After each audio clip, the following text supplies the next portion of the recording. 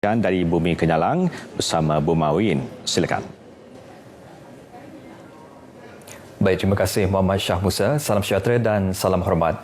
Jawatan Kuasa Pengurusan Bencana Negeri JPBN Sarawak akan mengadakan mesyuarat pada Ahad ini untuk menentukan status Perintah Kawalan Pergerakan Bersyarat PKPB di daerah Kuching, sama ada untuk diteruskan atau sebaliknya.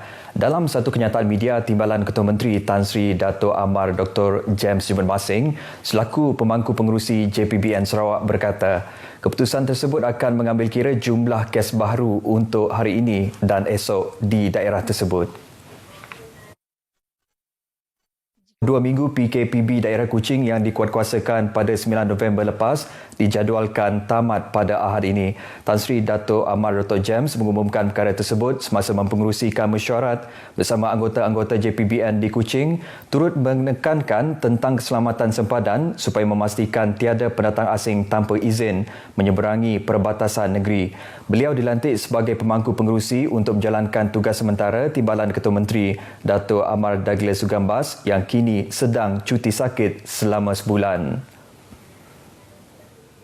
Atur Gerak Aset dan Tindakan Anggota Jabatan Bomba dan Penyelamat Malaysia JBBM Sarawak kini lebih cekap kerana berpandukan maklumat daripada Jabatan Meteorologi Malaysia, Met Malaysia. Pengarahnya Khairuddin Rahman menyatakan ini termasuk persediaan berpandukan ramalan taburan hujan kawasan barat Sarawak melibatkan Sri Aman ke Kuching yang telah pun bermula. Laporan yang diberi oleh meteorologi sekarang hampir tepat, almost 99% tepat. Jadi gerak atur peralatan kita dan juga gerak atur aset kita dan anggota sekali berada dalam tahap yang baik. Khairuddin menjelaskan Met yang meramalkan taburan hujan tinggi pada September lalu di bahagian utara Sarawak membolehkan JBPM bersiap sedia dengan pangkalan hadapan sekaligus mampu bertindak segera apabila kawasan Ulu Baram dilanda banjir. JBPM juga bersedia melaksanakan proses pemindahan penduduk terjejas mengikut prosedur operasi standard SOP baharu bagi 621 pusat pemindahan sementara yang terdapat di seluruh Sarawak melibatkan 283 daripadanya berada di kawasan barat. Khairuddin ditemui media selepas menyampaikan sumbangan orang ramai dan korporat berbentuk barangan keperluan dan wang tunai kepada 40 golongan asnaf di Surau Al-Baqiyatus Solehat, Perkampungan Bomba di Jalan Matang Kuching.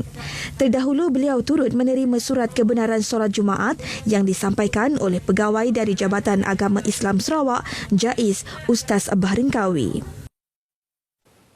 Penugasan pegawai dan anggota Polis Diraja Malaysia PDRM yang merupakan anak jati Sarawak di negeri ini akan dikurangkan kepada 40%. Pengarah pengurusan PDRM Bukit Aman, Dato' Ramli Din berkata, angka 40% tersebut merupakan jumlah yang telah ditetapkan bagi anak jati Sarawak dan Sabah yang akan ditempatkan di negeri masing-masing oleh PDRM.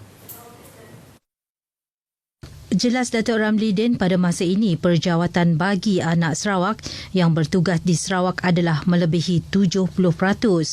Menurut beliau, angka tersebut adalah tinggi berbanding sasaran 40% yang telah ditetapkan oleh PDRM. Setakat ini lebih kurang 70% Sarawakian yang bertugas di Sarawak.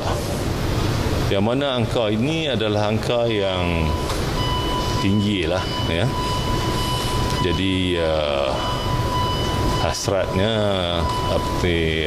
kita hanya dalam lingkungan 40% sebenarnya. Jadi di sini sekarang ni dah 70%. Ya, untuk Sabah dan Sarawak ni 40%, tapi sekarang ni dah menjangkau 70%. Jadi kita tak boleh buat dengan drastik, tapi kita akan pelan-pelan, ya. Justru itu, Datuk Ramli berkata penurunan daripada angka 70% kepada 40% itu akan dilakukan, namun menegaskan ia tidak akan dilakukan secara drastik kerana melibatkan banyak faktor termasuk perbelanjaan. Datuk Ramli menambah tujuan menurunkan angka tersebut antara lain ialah isu penggiliran tugas, penempatan di jawatan sensitif serta memberi ruang kepada pegawai dan anggota yang telah berkhidmat lama di tempat lain untuk kembali ke negeri sendiri. Beliau ditemui pemberita selepas melakukan kunjungan hormat terhadap Ketua Menteri Datuk Patinggi Abang Johari Tun Openg di Wisma Bapa Malaysia di Kuching.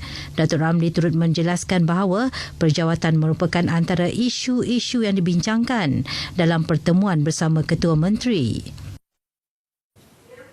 Baik saudara, sekian berita dari Sarawak. Kita kembali bersama Muhammad Shah Musa di Angkasa Puri. Silakan Shah. Baik, terima kasih Buma.